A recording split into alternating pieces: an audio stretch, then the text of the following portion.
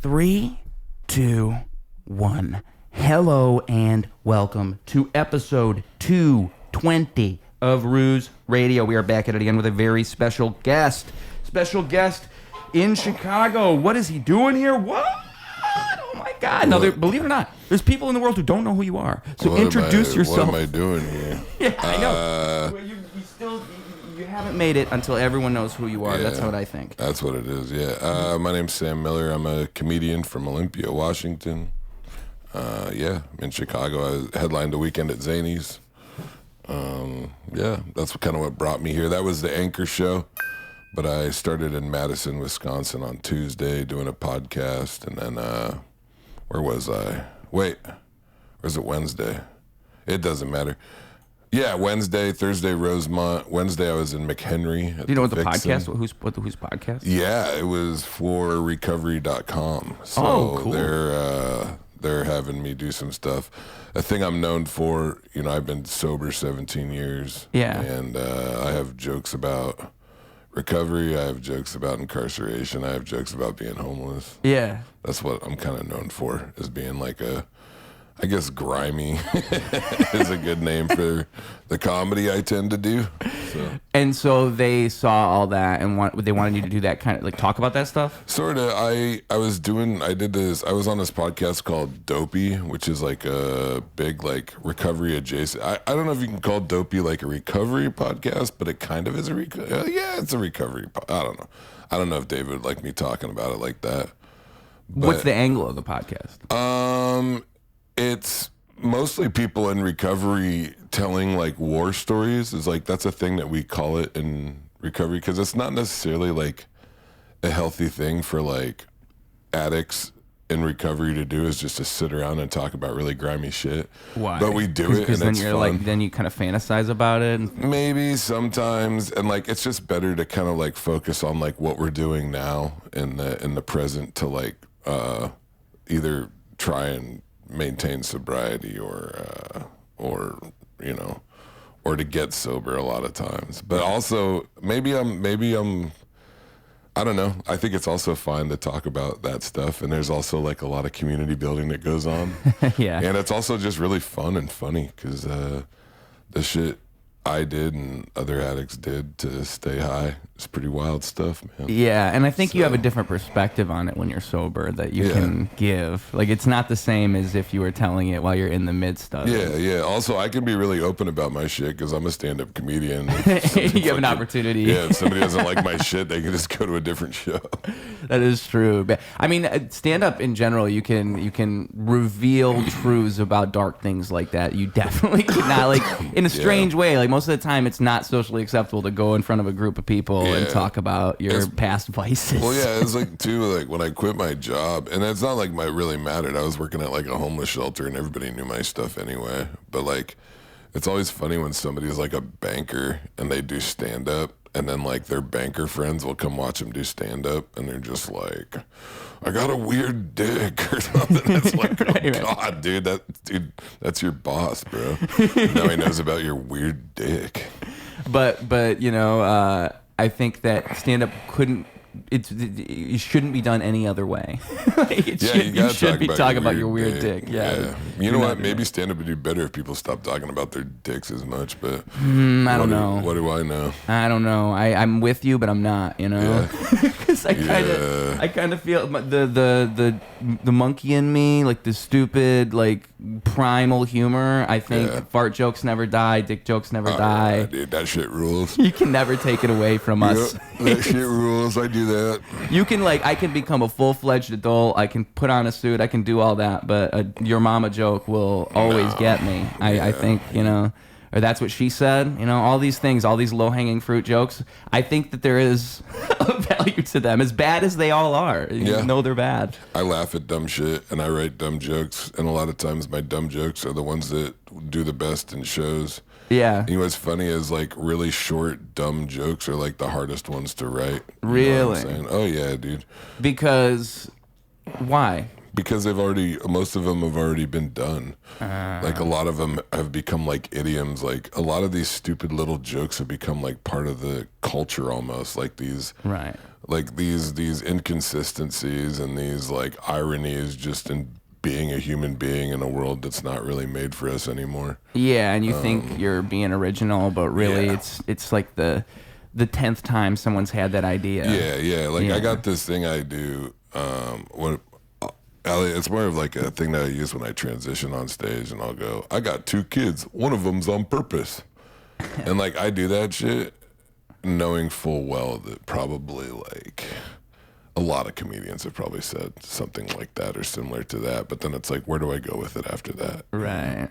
And it's basically a jumping off point. It's not even really the joke. I think the best joke I ever wrote is I talk about how I drive a car that's way too small. Like when I got sober, I was driving a 2003 Kia Spectra. Okay. And like I'm 6'6", 360 pounds, and I go, that car was so small. I was like, I used to fart and my ears would pop.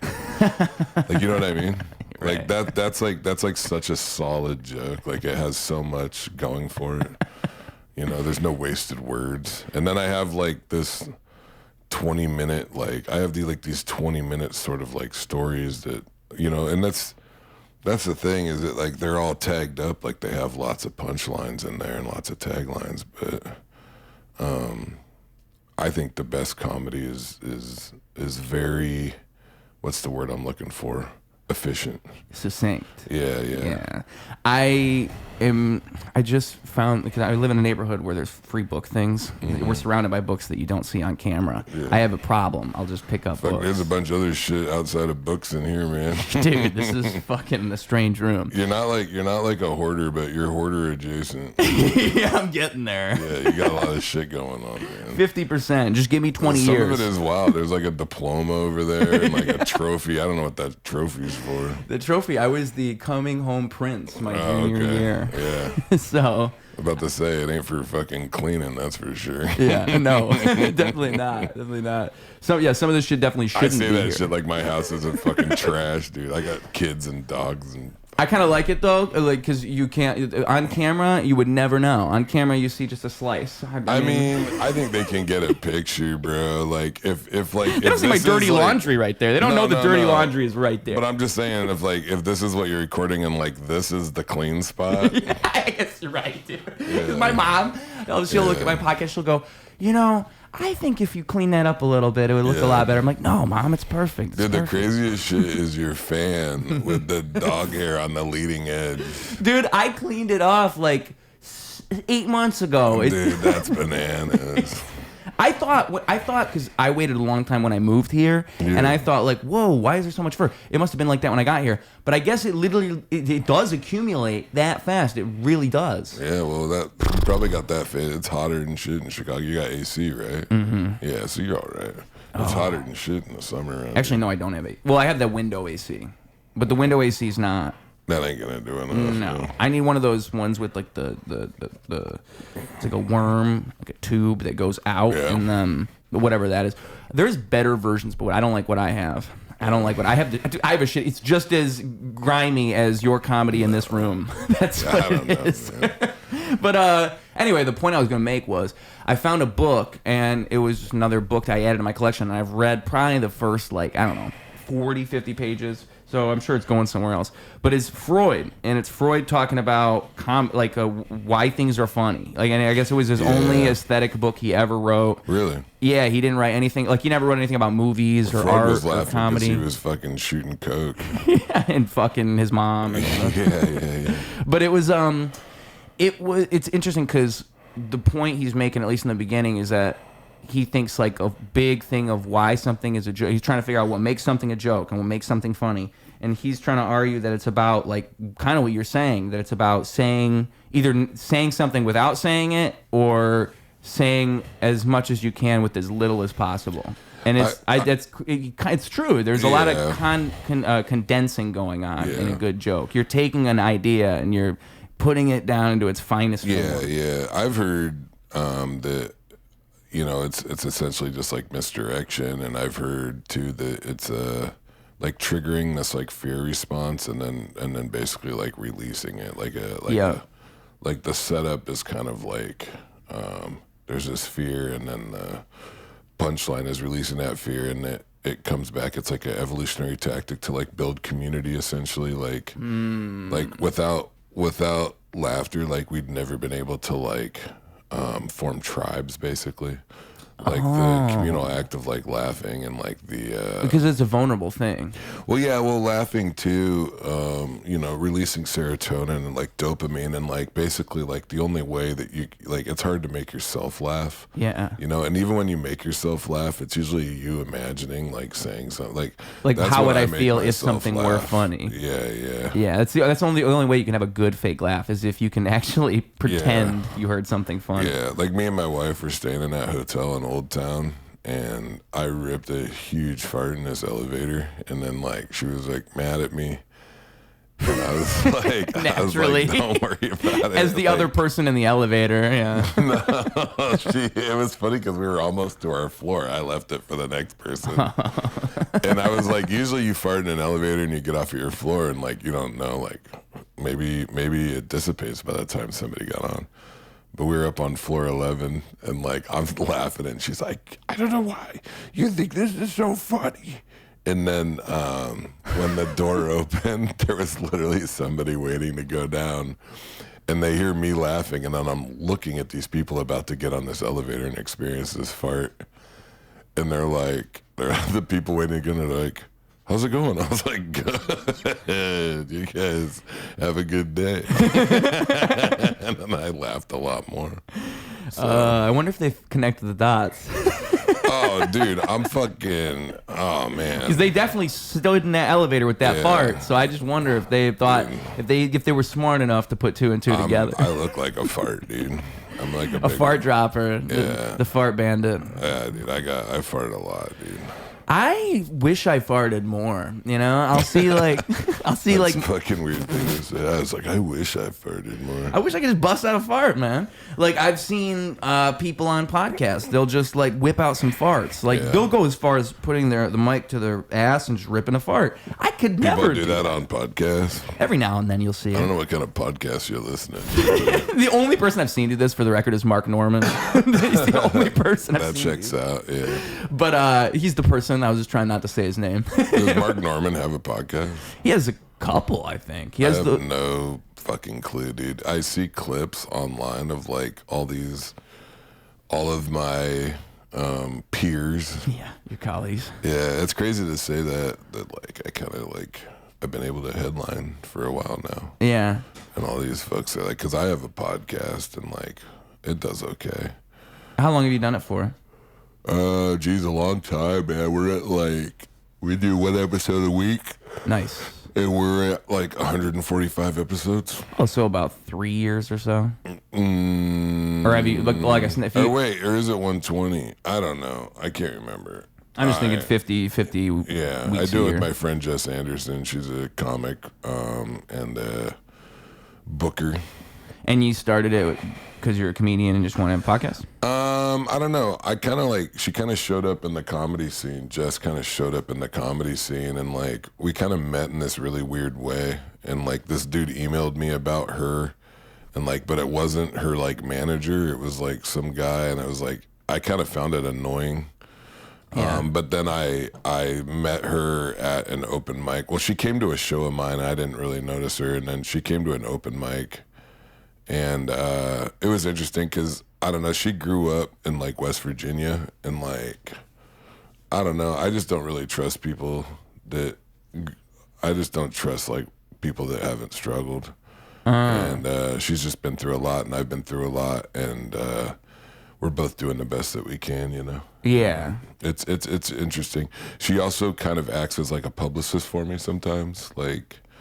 I thought that maybe she would be more in like a managerial role, but like I book all my own shows. And that's why, you know, what's funny is today, like when I'm sitting down and I'm talking to like 3 or 4 different people at the same time. And like, I got somebody who's trying to get tickets.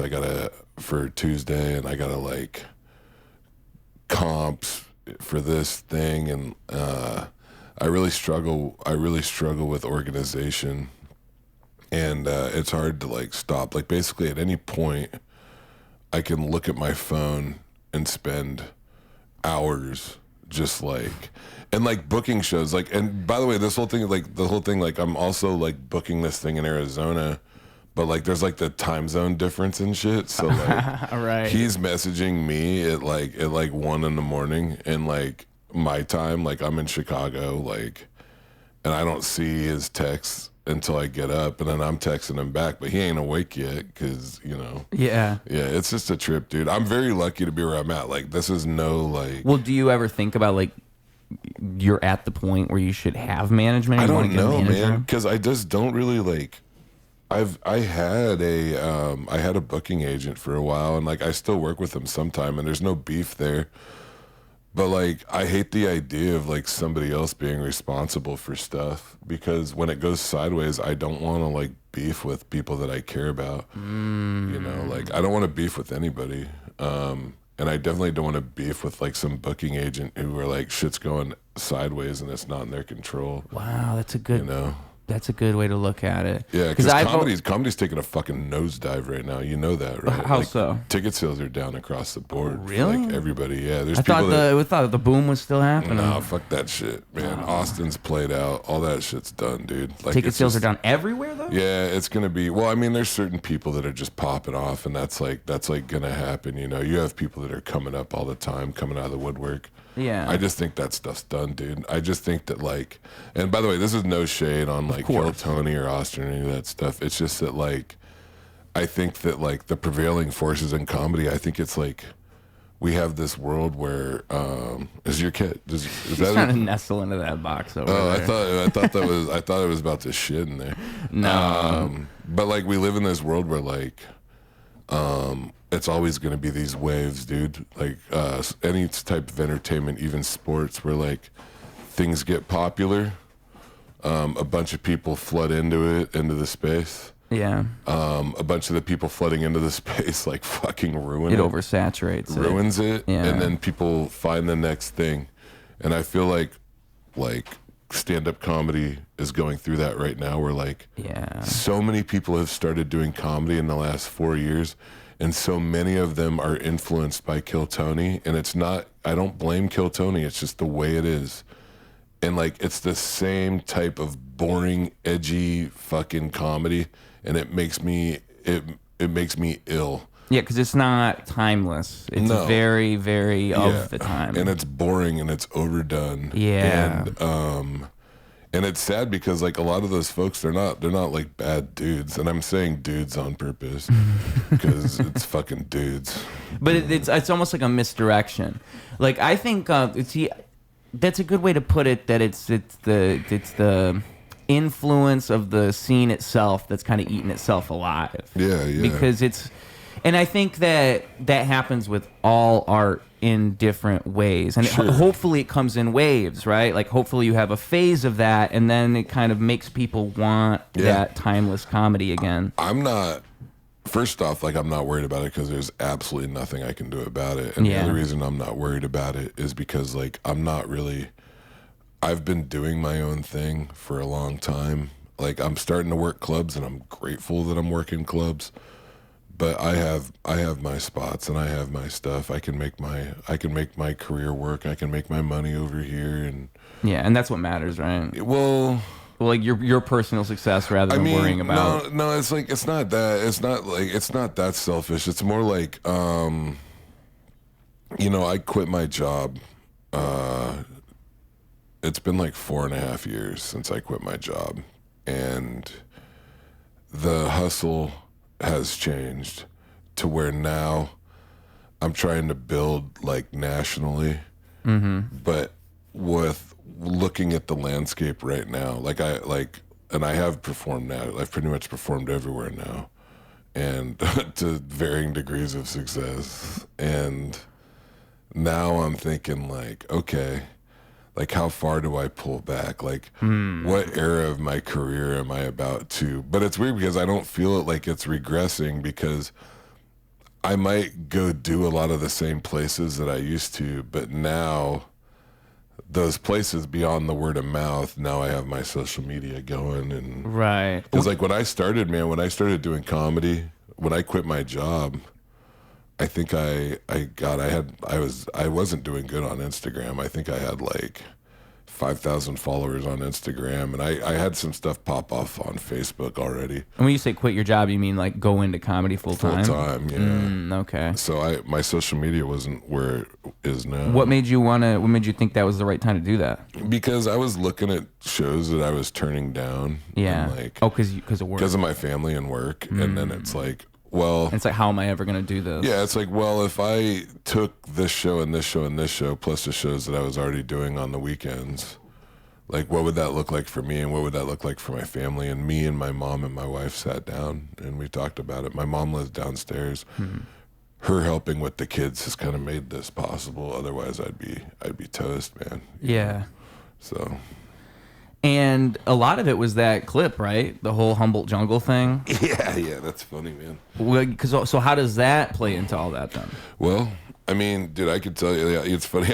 I tell this story to so many people in Chicago because, like, people don't understand, like, how important, like, Chicago is to me in my career, which is one of the reasons I was so honored to be able to do a weekend at Zany's. Yeah. The Legacy Club. Yeah, Zany's so much history It's there. so sick, dude. I did a guest spot there 10 years ago. Oh, really? Yeah, I did a 5-minute guest spot. And I'm sure it was a big was deal in then, town. right? Yeah. I was in town. You know what's It's crazy? kind of come full circle for you. Yeah, you know what's funny is that I never even thought about this, but I could totally find that I could find a picture of me there 10 years ago, but I forgot to do that. Oh, like a side by side. Yeah, I might write something later about that. But anyway, so my history with Chicago, right? So check this out. So I think it was like right when I went full time or there, I was doing these shows for recoverycomedy.com. Which they're not doing a lot right now, but it was my friend Curtis Matthews, who's like an old school Bay Area comic. What's up, bud? Old school Bay Area. Oh, here, comic. could you just pop that door for her? She's trying to ask. Oh yeah. Where's the handle? You're almost there. You got to pull back. Oh, her head's in the way. There she goes. How polite of her. Yeah. Anyway, I had a show in Dixon, Illinois, which is like an hour and a half south of Chicago in the corn. And then on Thursday, and then I had a show in Traverse City, Michigan on Sunday. Whoa, you going all over the place. Yeah, but here's the thing. So I had Thursday and Sunday, and I had a Friday and a Saturday, and I was like, fuck it, I'm going to go to Chicago and see what I can get going. And I had been in a Seattle International comedy competition, and there was a Japanese comic there named Saku. Do you know who that is? No. Oh, okay. He's sick. He's super good. Super funny. He was also a professional baseball player. Yeah, he's dope. And anyway, he told me, he's like, hit me up if I'm ever in Chicago. Anyway, he got me a spot on that late show with Tiny Thickums at the Laugh Factory. So it was like a Saturday night, right? And I did some other show at the Lincoln Lodge, but there wasn't anybody there. And I don't got no beef with the Lincoln Lodge. It just was what it was. Sometimes comedy's like that. Yeah. But anyway, I'm doing this show at the Laugh Factory, and I was all excited, right? Because it's the Saturday show, and it's the last show of the night, and they put me up last, and I'm like, oh man, I'm like, they must have heard that I'm throwing heat, you know? I was like really feeling myself. I was like, damn. And like, I know it's only a 10-minute spot, but it turns out going up last on the late show at the Laugh Factory is not necessarily where you want to be. But here's the thing, man, like I came up doing bar shows. Like I know how to handle like rambunctious crowds. And the thing is, man, is that I was doing my thing in the Northwest. Like I was headlining, dude. Like, and I wasn't as good as I am now, but like even back then, like I could throw heat, dude.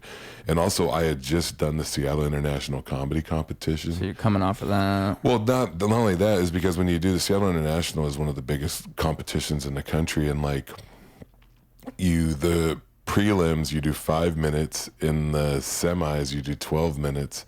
And then in the finals, you do like 20 minutes or whatever. Okay. And so, dude, I was doing 10 minutes. And like, I was like, all right, I just won't do that joke.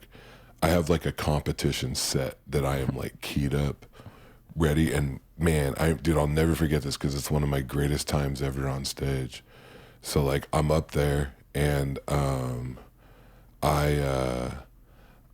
I know like the crowd, it's like the check drop just happened. They're like looking around. It's a showcase club, so they've already seen like 7 or 8 comics, and a lot of them are good, man. There's good comics in Chicago. Oh yeah. And I remember, man, I hit my opener and I got like a decent pop, and I was like, man, if this tag hits, we're fucking on, dude. And the tag hit. And then what's crazy in my head, I was like, you know what, fuck it, I'm going dirty. And I actually changed, even though I had that competition set in my mind, I was like, nah, fuck that. Like, I'm doing this other shit. And like, dude, it hit. Because the competition wasn't dirty? And I know, and you can ask cats that were there, like Joe, the bartender there, right? Bro, dude, I killed that shit. I did. I killed that shit. And dude, this sounds wild. I swear to God, standing out, dude, at the Laugh Factory, all these drunk motherfuckers. Because at the end of the night, so what is it, like 1 a.m? What time is it? Late night show? No, I don't know you how know late what's weird? I'll be honest, it was kind of it was like 1:30 in the morning. Standing out at 1:30 in the morning bro, is crazy. It was kind of cheap. I'm not gonna lie, because you know the thing about me in comedy, right, is that like I was funny before I did comedy. If I stopped doing comedy, I would still be funny, because I'm not funny because I want to do comedy. I'm funny because that's all I fucking had for a long time in my life. Right. You know what I'm saying? Like, yeah. Like I spent a lot of time locked up. I spent a lot of time on the fucking streets. I've been through a lot of fucking bullshit. I've been robbed. I've almost froze to death. I've overdosed. All that shit. And the one thing I've always had is fucking jokes. I've always been funny, because if I'm funny enough, people won't make me go back outside. Okay? Like I want to stay inside. I want to stay. I don't want people to kick me out, because I ain't bringing nothing else to the party, because I'm a fuck up. You know, like I've been like, and I mean that, like I was a fuck up. I'm doing better but I now. know what you mean though. Yeah. It's like, it's what you have, but what you can hold on to. And it's like, you know, I look at, for me, that's why I've always loved writing music, and the fact that I can write a song. I think of it's the same thing where it's like, I figured that out one day, that I can do this, and I can provide my value, and it's the best thing I can do. And to me, it's the only thing I do right. Yeah. You know? I tell the crowd what I just told you and what we just talked about. Like I told the crowd at the end of my set, I was like, hey, by the way, man, I'm from Olympia, Washington. This is my first time performing at the Laugh Factory. I had such a good fucking time, man. You guys are badass, man. I love Chicago. This was badass. Thank you so much. That's what I said at the end. And I think that's kind of what got them more than anything, is they like people like my jokes, but I also know that people like the story, you know. Right. But anyway, and there must have been someone that saw you there or something? Yeah, so Joe saw me there, the bartender there, and then he talked to the booker there, and I did another spot, I think. I did another spot because I was in Indianapolis. I got on Bob and Tom, and then I was in Indy, and I came to Chicago, and I did like maybe 2 days there. And I was doing some other stuff in Chicago, and then Joe pressed the booker to give me like this week like residency, basically. Okay. And I was there for a week doing shows. And also at one of the shows before, what happened was like I was supposed to do 10 minutes at the end of a Friday night show, and it was like packed.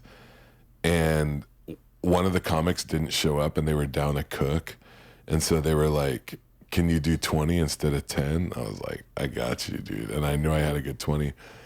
And then while I was on stage, I looked down, and one of the servers had this paper sign that says, do 30 minutes, please. And it's framed in my house. The sign. And look at this, dude. You kept the sign itself. And I got it tattooed. Dude, yeah.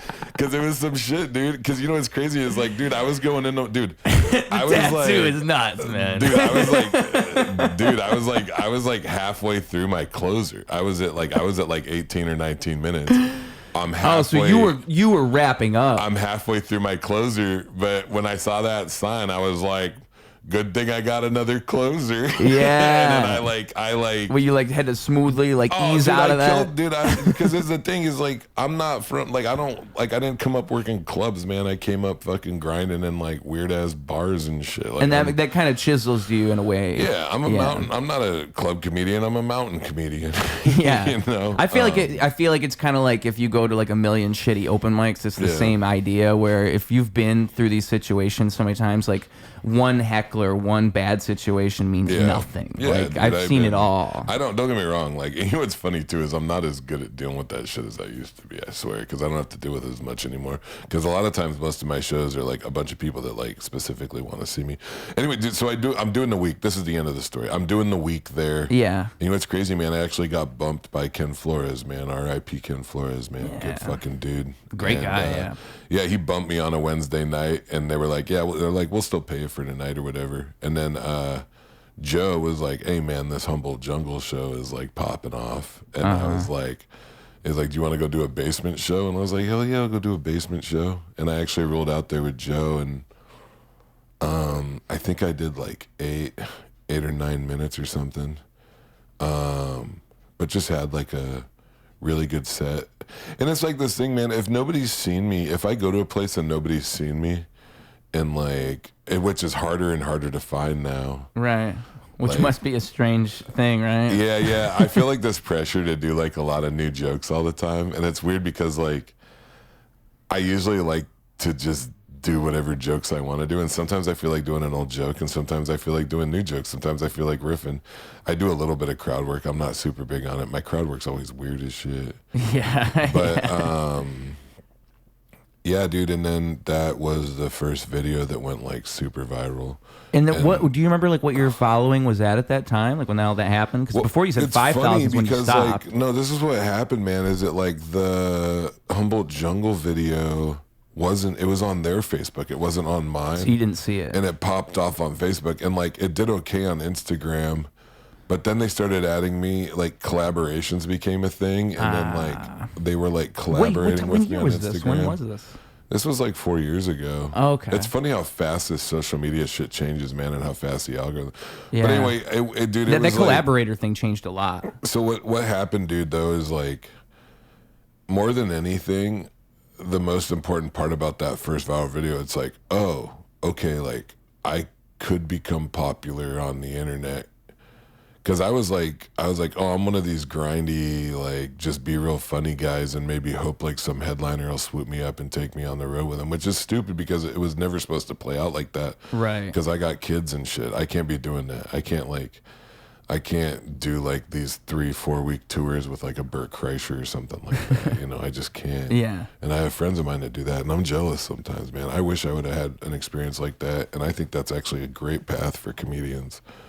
But anyway, for somebody to take them under their wing, like yeah. The guy named Bo Johnson. Are you familiar with him? Mm-mm. Oh, he's great, man. Yeah, Bo Johnson is a Northwest guy, and he's good at internet shit. Oh, like, yeah, no, Bo Johnson on YouTube? Yeah, he's on YouTube. He's on everything, yeah. Maybe I know him. I might be mixing him up with Gus Johnson because he's another YouTuber. Maybe, I'm mixing him up. I don't think he's a real YouTuber. He's mostly just a stand-up. Okay. But yeah, Bo was having some success on Instagram, and I was like, I kind of just looked at the way he was doing his reels, and then I just kept posting Instagram, Facebook. I'd post 2 reels a week. And this was after all that Humboldt Jungle. This is after stuff. Humboldt Jungle. Okay. And like I just started getting some traction, and then yeah, some stuff started like popping through, and it was funny because like the first few times it happens, it's wild. Right.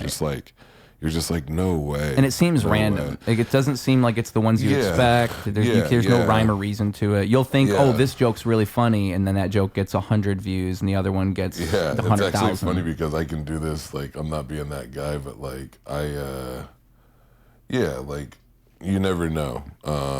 Like I posted a thing like, I don't know, like about an hour ago, maybe less than that, and it's at 2,000 now. So like we'll see. You know, like, and you really don't know. It's a mystery. Because I feel like that's why you can never place too much stock in like a certain joke, a certain idea, a certain anything. Because you're gonna disappoint yourself if it doesn't work. No, it's all right, man. And like honestly, it's a lot harder to make stand up pop, but with social media. Yeah, with social media. But yeah, so I went in the last 4 years. Like I think I'm at like 90,000 because it was funny because I kind of went viral on Facebook. There was like a bunch of comics that thought it was hilarious, and I did too. I was like. But there was a guy I featured for that dude. He's got Tourette's. Not Wilkerson. Does Wilkerson have Tourette's? AJ? I think so, but it's not him though, no? No, it's some other guy with Tourette's. And I like featured for him. Okay. And I was like, and I remember being there because we were in like Centralia.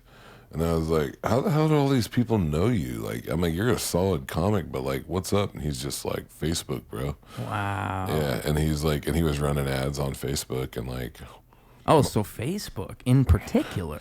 Well, for that portion, yeah. And I still, basically what's cool now is that my Instagram is connected to that, my Facebook, and I just put it all out there. Try. It's weird because it's like even like Snapchat. I've heard people have a lot of success with Snapchat every now and then. I barely use that shit. Yeah. But you never know what people use. I forget to post shit on TikTok too. I've actually had some stuff pop off on TikTok. Me too. I'm the same way. I just never want to post. I never think to post on there. Yeah. But I do get views every. But it's not like stand-up clips. The shit that blew up on TikTok. The stupid shit. Yeah, it was me buying somebody an egg at Denny's. Yeah, that was pretty sweet. And then like with I mean just with that experience in general, so it is different now, right? You go to a different city and people know who you are. Like, do you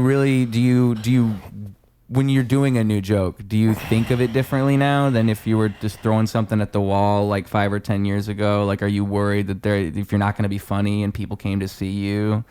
I mean, yeah and no.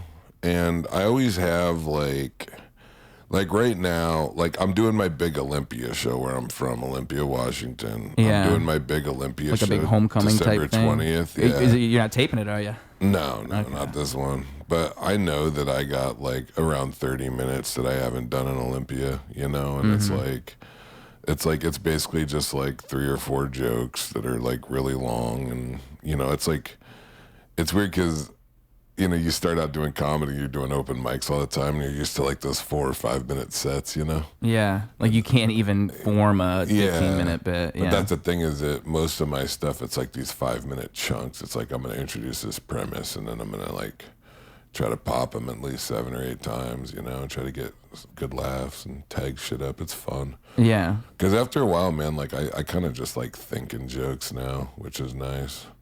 Like I have this imaginary crowd in my head, and I should do more mics, man. I should because I do need to like, I shouldn't be as loose as I am sometimes on stage because I'm trying to, I have like ideas and I'm trying to figure them out. But it's so funny too because sometimes I'll be on stage, like, dude, I was on stage at Zany's and I saw this dude eating peanut M&Ms, and I remember that I wrote a joke about peanut M&Ms 2 years ago, and I never did it. Okay. And I tried to tell this joke about peanut M&Ms, and it hit, and I was like, oh, that's dope. And then I tried to do it at the early show on Saturday, and just fucking like nothing, dude. And I always do this shit whenever a joke doesn't hit. I'll just be like, oh, that's a fucking Zany's early show exclusive. Congratulations. Nobody else will ever hear that shit. Fuck me. Does that work? I kind of like it. Yeah, I get laughs when because I try to be honest, man, because it's funny because comedy is like people make too big of a thing about it, man. It's just jokes, dude. Yeah, well, and I do it too. Well, and I think it's as simple, like if you're doing badly, everyone knows you're doing badly, and it's just a matter of turning it around. Like people will put themselves in hell in their brain. Oh, dude, it's funny when comics like they'll spiral. Yeah, they'll have a joke that doesn't work, and they'll pretend that it did. Yeah, they just keep doing their shit. They're like, yeah, and then it's like, oh no, dude, now you're really fucked. Try to lean into it. That cool. Yeah. People think you're a fraud now. What is your podcast about? You said you do a podcast, but is it just like this? You're just talking? No, we go over news stories together. Oh, wow. We have a producer named Zach who sends us very oftentimes disgusting news stories about a lot of poop stuff. Yeah, that's what, and it's poop's funny. Always happening. Yeah. It's always like there's like local man caught shitting on hood of car, and a lot of serial poopers. There was guys that were like selling headstones. That was like a recent one that I really thought was fucked but funny. Like pawning the brass Headstones? Yeah, so a lot of times they have these brass plaques that are like in the headstone, and they're getting pry bars and they're prying off the brass off the headstones and like pawning it. Wow. You know what I mean? Well, I mean, yeah, it's kind of getting wasted on that tombstone. Yeah, some of them are fucked up though. Like he hasn't done. It's funny because we don't have like control over the stories. Like Zach sends them to us, and like so you find out live. You don't prep for it. Yeah. Well, I do. A lot of times, Jess knows what they are. And then the other thing I do is I write 4 jokes every week, like little one-liners. For the show. Yeah. So like people like those jokes that I do at the end. And then after we do the news stories, me and Jess talk. But it's a thing, man, like podcasts, and this is not me calling you out. I don't care, dude. It's like so many podcasts are like comedians talking about comedy. Yeah. And like it's a lot. I used to have a joke where I was like, people would be like, I'm thinking about starting a podcast, and I'd be like, why don't you knit a hat? Because there's a lot more people with cold heads than there are people that want another podcast. You know? Like, I think most people who do podcasts just aren't that interesting, and they don't really have. I mean, I just really think that's a principle you could apply to most forms of anything. Most creators, most comedians, most musicians, most artists. Most of it's mediocre, and the good stuff is like 1%, like 0.1%. You got to find it, and it's always going to be that way because that's why that stuff's good. And we've had an engaging conversation, and I'm just saying, like I agree that so many podcasts are essentially nothing. Well, this is the thing, though, man. I got to say, like we've had an engaging conversation, but I've had pieces, if not almost whole chunks of this engaging conversation before. Yeah. With other comics on other podcasts about comedy. Yeah. And like, it's not that I don't, like, I enjoy having these conversations because it kind of solidifies like where I stand and what I think and who I am. And every time I have these conversations, there are changes, and I notice things about myself and like where I'm at with this stuff, because like I am a little bit more open now about like my displeasure with comedy as a whole than I used to be. Like and you don't think like if you hadn't been voicing that, you wouldn't have? I mean, I think I'm still kind of scared to say that like, hey, like a lot of this shit really sucks. Yeah. And that's one of the reasons I think. I mean, tickets are down everywhere because like the economy's tanking and everybody's scared, and they should be. Like shit's fucked right now in the world. Yeah. But also ticket like, sales, the prices haven't changed. They're all still and comedy as a whole has like a fucking problem, dude. Like, it has a problem because like a cancer. You think? I don't know if it's a cancer, man. I think it's more just like a flu. You know? It just needs to take some medicine. It's like this flu of like edgelords that just want to like. I like to think of the whole edgelord thing as like this retaliatory thing where it's just it's like a rubber band effect. Yeah, where it's like Trump after Obama. Yes, it's like, just we're gonna too get much. This wild fucking motherfucker. Yeah, and the thing is though, man. The thing I gotta say though, and I really want everybody to hear this, is like if you're on stage and you're like, man, like I want to shock people. I want to get noticed. I'm gonna move to Austin. I'm gonna do crazy jokes and fuck Sam for talking about me like this. Here's the thing I really want you to hear is like what you're doing is not new. Okay, like I've seen good edgelords where they do good comedy. I think there is a place in comedy for like saying shocking shit and pushing boundaries, but like being like racist and homophobic is not like new. And maybe you are doing it in a clever way, and maybe you are bringing people in, because maybe the pendulum did swing too far the other way in like the early aughts, and like but like also like fuck off, I don't give a fuck.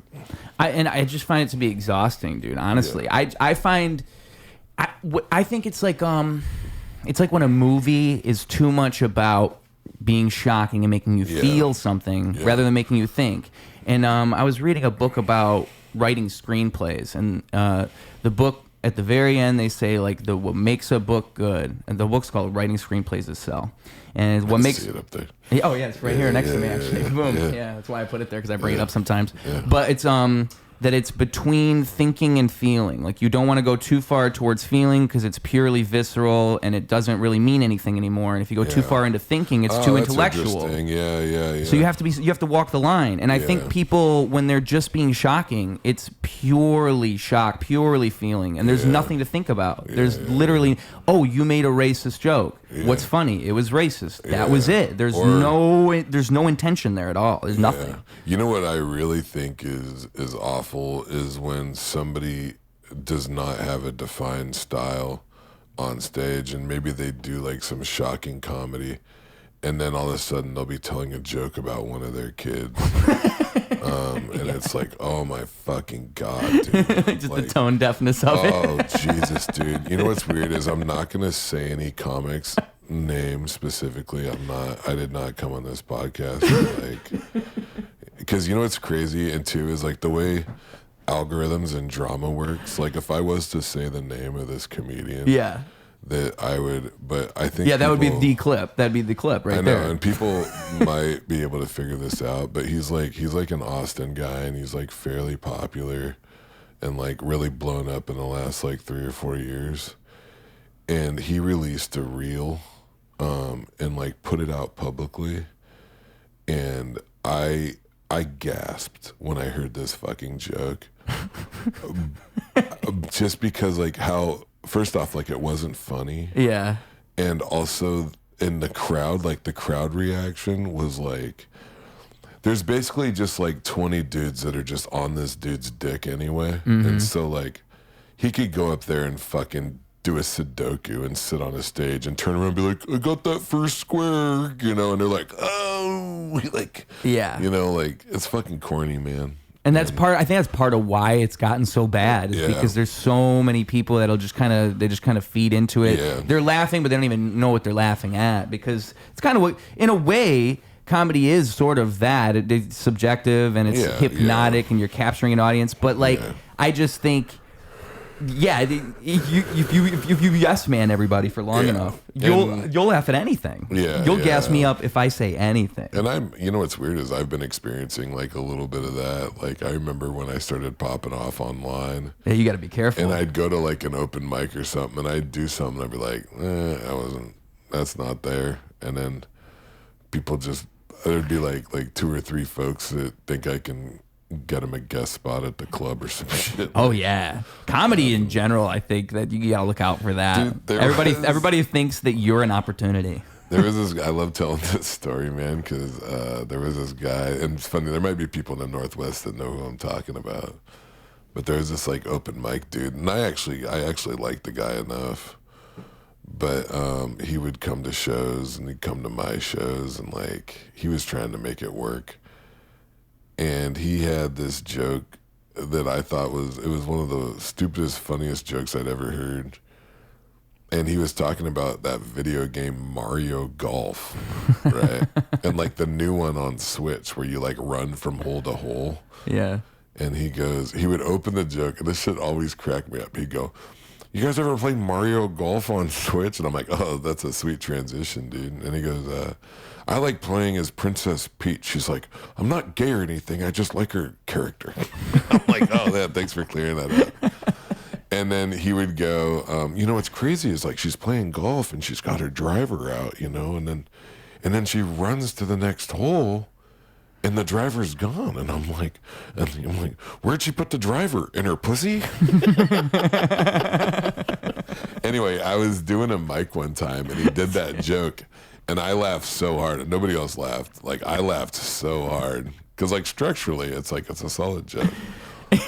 And like, I didn't play that game, but I saw some clips or whatever, and like, I don't think most people played that game. No. I laughed like probably too hard at that joke, right? Yeah. And anyway, I actually went to 2 mics that week. I didn't have a lot of shows going. I went to 2 mics that week, which is unheard of for me anymore. And he was at the next. And anyway, I laughed. By the way, when I laughed at it the first time, he called me. He was like, "Oh, it looks like Sam likes that one." Like nobody else is laughing. And then later that week, I was at another mic, and he tells a joke. Nobody laughs again except for me, who's laughing even harder now. And he goes, Sam again.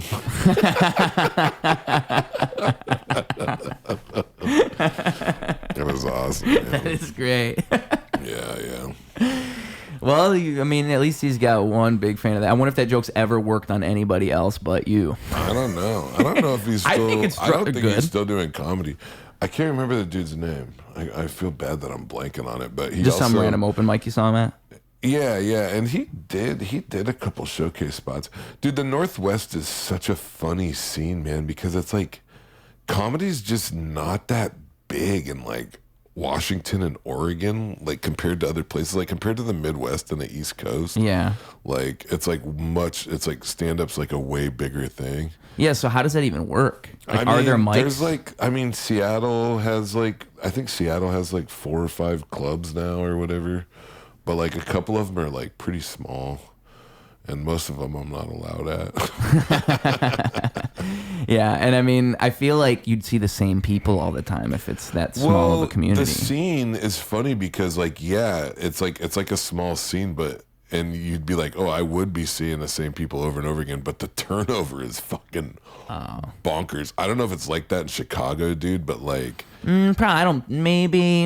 If I look at like a list at an open mic, it'll be like 20 people.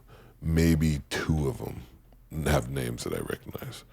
And part of that is me not going to a lot of open mics anymore. What do you think, like, how long do you think people last, though? Like, what the turnover? You think they stay for a year and they give up?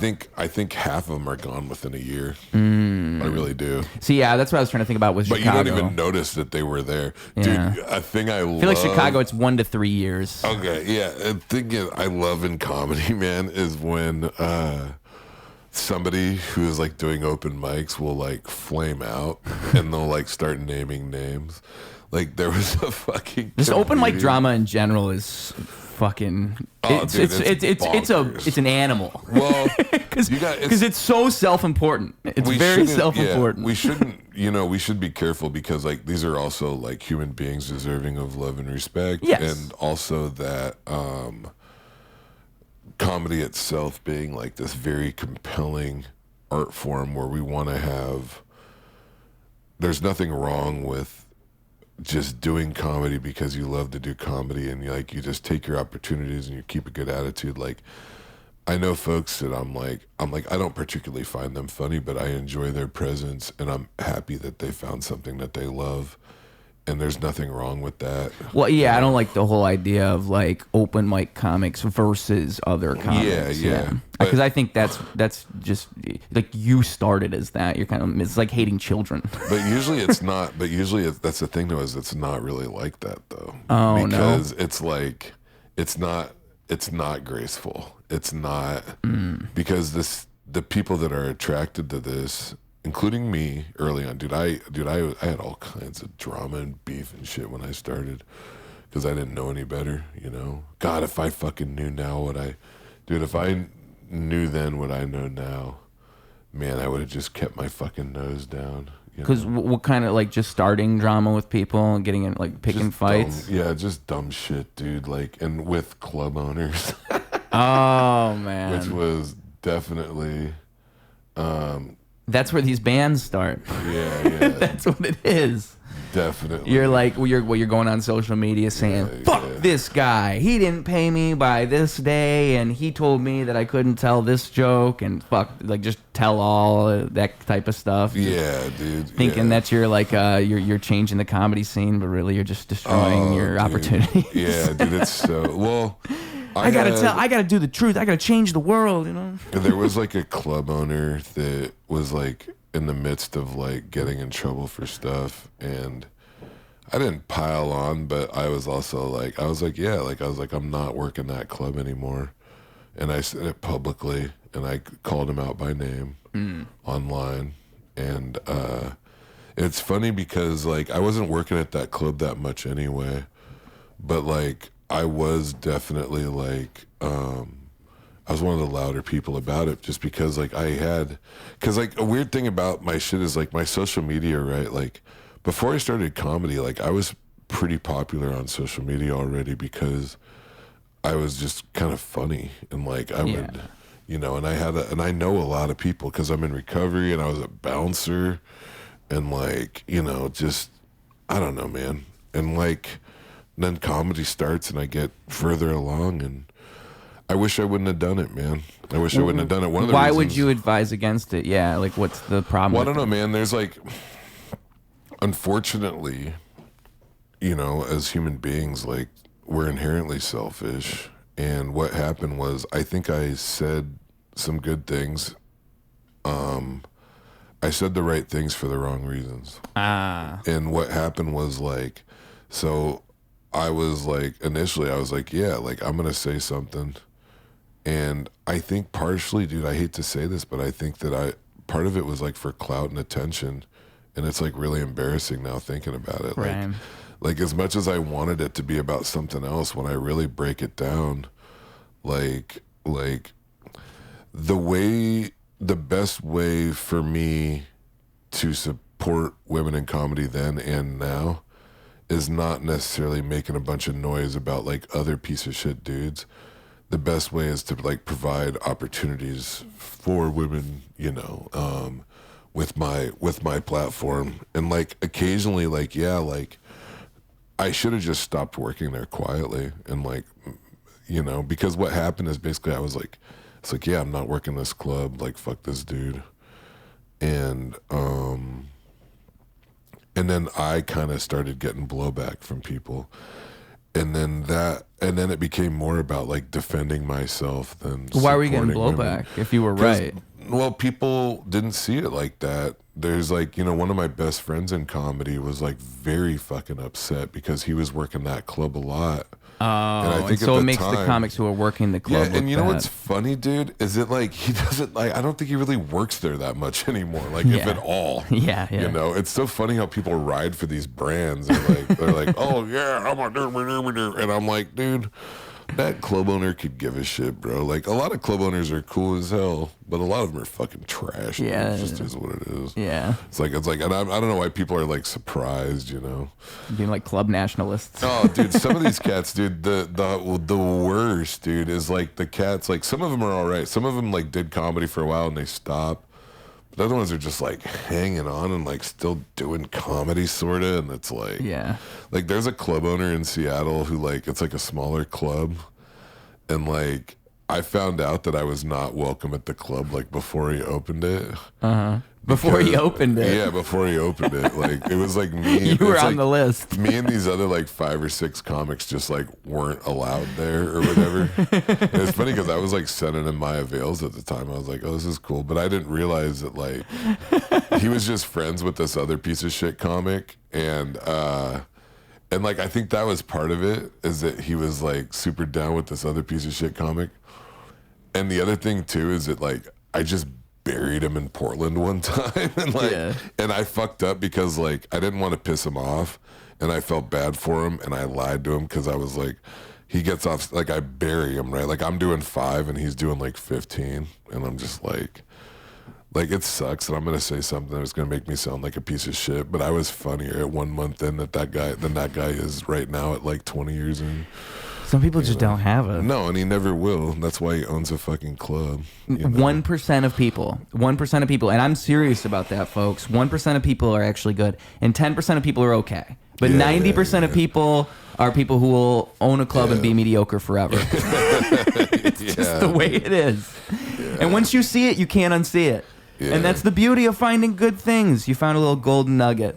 But all right, so if I had more time, I wouldn't be wrapping up right now, but it seems like we are right about at that time, aren't we? Oh, yeah, it's about 11:21. Yeah, but at the very end of this show, we like to do 2 things, so let's do those things. 1, the social media is where people can find... Oh, no. Well, that's 2, but I said it first. So the social media is where people can find you, all that good stuff. Yeah. You know, they spend all this time with you. If they like you, they're going to want to spend some more. They want to know more about your addictions and your grimy life. So the way they can do that is by finding those social medias that you're going to tell them about. But the other thing, the more important thing, is a message for the children, the kids watching, the kids that have listened to this whole thing. They're on the school bus and they're about to get off the school bus, and they've listened to us and they know that we're smart guys. We're wise guys with a lot of knowledge, a lot of life experience, and we know the way, and we're going to show them the way. We're going to show them the path, and that will be through your piece of advice that you're about to give them. Those 2 things, and the floor is yours, sir. Just do like a little bit of meth Just a teeny bit. Don't get carried bump. away. Don't get carried One away. bump, yeah. See, that's where I went wrong. Too much meth? I did way too much. And if there's any kids listening, I just want to say, like, just try to do a little bit. Moderation. Yeah, moderation, methuration. Methuration, meth and moderation. Yeah. Meth and moderation. Say that 5 times fast, kids. I can't. Meth and moderation, meth and moderation, meth and moderation, meth and moderation, meth and moderation, meth and moderation, meth and moderation, meth and moderation, meth and moderation, meth and moderation, meth and moderation, meth and moderation. Good work. That was like 12. I'm a rapper, folks. And also, the social medias, where can they find you? Sam Miller Comedian on Instagram, Sam Miller Comedy on Facebook. Yeah, man. Podcast, what's that called?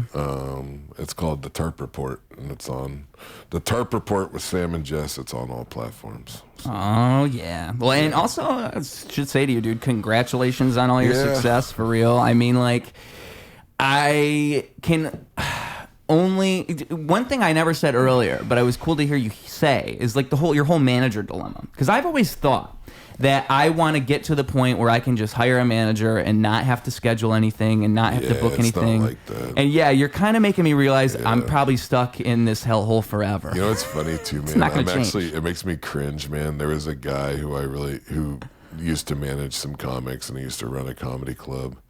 And I was like 4 years in, and I started getting some bookings, and I was like, I messaged him, I was like, I don't know, man. I think I should get a manager. I'm like, you wouldn't ever think about doing that. I'm actually gonna call him later today. He's like one of my favorite people in comedy, and I felt so fucking silly. Also, I know I talk shit about some random club owner, and some of y'all might figure out who I'm talking about. And I just want to say, I wish that dude nothing but the best. But I don't know. I just don't really care anymore. He's a great guy. Yeah, he's not a bad dude, man. It just is what it is. Like, everybody's got good and bad parts. And obviously, I don't like the dude, but other people seem to like him all right. Yeah. Just because dude, there's lots of good people that I just don't like. Yeah. And there's lots of bad people that I shouldn't like as much as I do. Yeah. I got some friends of mine that are still just straight fucking criminals, and like, for some reason, those are my best friends. Yeah. I can't figure myself out. Yeah. I think it's a reflection of me, is what it is. I feel bad, man. I got a friend who litters. Just throws shit out his car window. And I don't even want to stop him. No, I was like, no, he'll do it. He doesn't do it in like beautiful places, but if he's in some grimy shit, he's like, dude. He's kind of got a point, but I still won't do it. So. Yeah, there's so many people that are my friends that do things I wouldn't do, but I would never, like, I like them more than the people I respect more. For sure. Like, people I respect are not as close of a friend to me. Yeah. I respect people who are, like, the ones who do. Maybe it's because, like, if someone commits an act of like a crime or like does something wrong in front of you, it's almost like an act of trust between two friends. It's like, oh, you trust me enough to see you be a piece of shit. Yeah. You either don't care or you either like me enough to do that, or you don't care at all, and both of those things are good, because those are the people you need. Exactly. You need people who don't give a fuck. Exactly. Because that's going to change your life. Yeah. And I have those guys in my life. Anyway, it's been a good podcast. All right, Thanks for I having can go me, forever. Ruse. And that has been all, folks, here on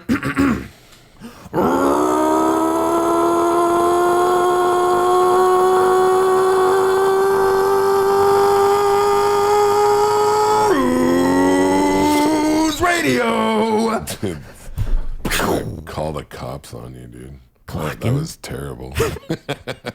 Clocking out. Double down, competition couldn't help him to rock. Missed the whole time, holy fell through the flock. That's an ordinary miracle, wealth to the block. It's a balance in the character that's calm and collect. It's apparent his caricature is lost in the mess.